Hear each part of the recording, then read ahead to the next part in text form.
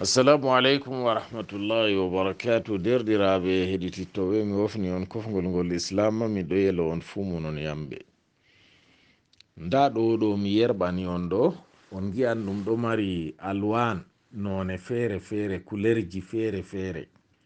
To kulerji man ɗo mandeɗi kanji on woni shi'ar himɓe liwat ha duniyaru, himɓe pede, himɓe ɓe mbi'ata homosexuel, himɓe mbi'ata mithliyun, onon kani waɗoɓe liwat, gorko henitoro be gorko, debbo henitoro be debbo. Ɓe giɗi ha ɓe kiila julɓe, ɓe nastinana ɗum kuje man ha mum wona ɗo waɗana ɓe publicité.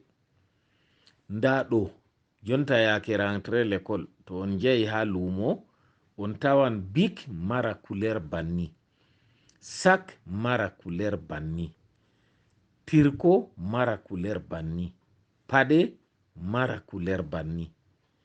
To kadi kuje ɗe to on tawi ɗe ta codeɗe, ta code kala hunde mari couleur ɗo fu, ko irin hunde nde ta codede.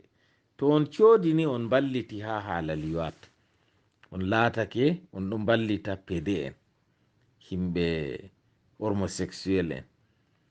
To kadi ɗuɗɗum anda banniɗo, mande kulerji man boɗɗum dayteɗi ko ha ɗume on tawi ɗum.